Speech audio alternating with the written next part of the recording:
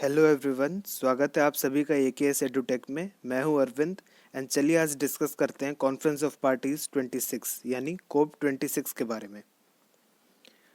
कोप 26 जो स्टार्ट हुई थी 31 अक्टूबर 2021 ग्लासगो स्कॉटलैंड में एंड 12 नवंबर को ख़त्म हो गई।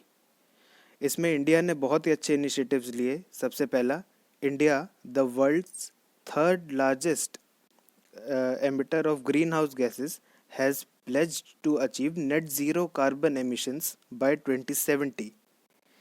PM Modi also launched the Infrastructure for Resilient Island States IRIS at the World's Leader Summit at COP26.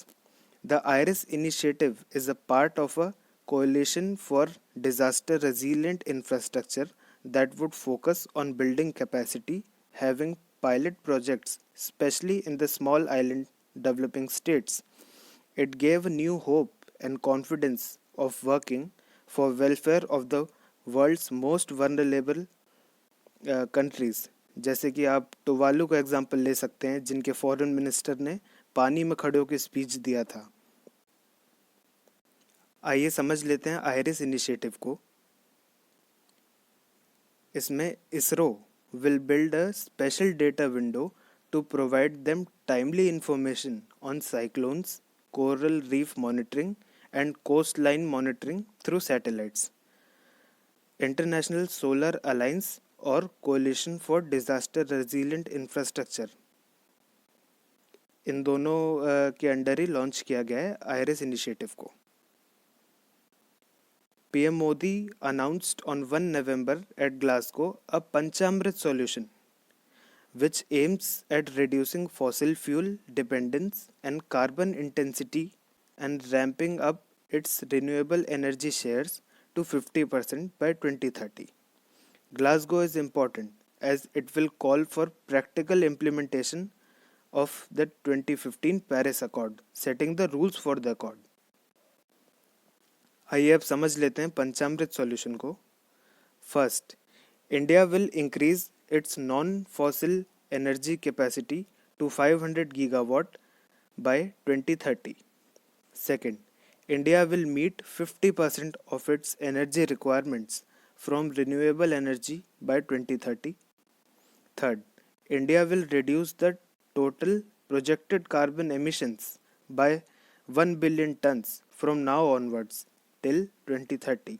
Fourth, by 2030, India will reduce the carbon intensity of its economy by 45%. Fifth, by the year 2070, India will achieve the target of net zero. ये fifth वाला थोड़ा important है, at least initiative तो लिया।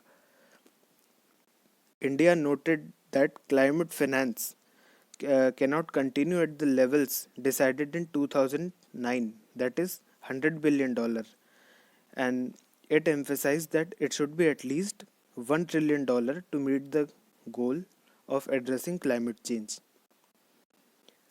One sun one world one grid group launched.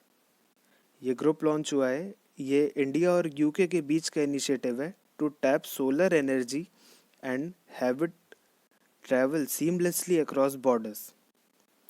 It includes a group of governments called Green Grids Initiative, One Sun, One World, One Grid Group. एक ई अमृत portal को भी launch किया गया। The portal was launched at COP26 summit in Glasgow. E-Amrit portal stands for Accredited E-Mobility Revolution for India's Transportation. This web portal was developed by Niti Aayog in association with the UK government as part of India-UK Joint Roadmap 2030. E-Amrit portal was launched with the aim of creating awareness regarding electric mobility in India. It has been developed as a one-stop site containing all the information regarding adoption of electric vehicles in India. And एक scheme भी चल रही है जो currently ongoing है। Phase 2 चल रहा है फेम इंडिया स्कीम का। इस स्कीम में it is a part of national electric mobility mission plan main thrust of FAME is to encourage electric vehicles by providing subsidies. इस स्कीम में जो इलेक्ट्रिक व्हीकल लेने जाता है उसको अलग अलग स्टेट्स अलग अलग सब्सिडीज़ ऑफ़र करती हैं। तो बस फ़िलहाल इस वीडियो में इतना ही। ये कोप का एक ब्रीफ एक्सप्लेनेशन था। अगर आप लोगों को ये सब अच्छा लगा हो, वीडियो थोड़ा इन्फॉर्मेटिव लगा हो, तो इसको लाइक करिएगा, चैनल को सब्सक्राइब करिएगा एंड कमेंट्स में बताइए अपने थॉट्स कि आपके थॉट्स क्या हैं इस मीटिंग के रिगार्डिंग। एंड प्लीज़ सब्सक्राइब कर दीजिए केएस एडुटेक को। Thank you so much.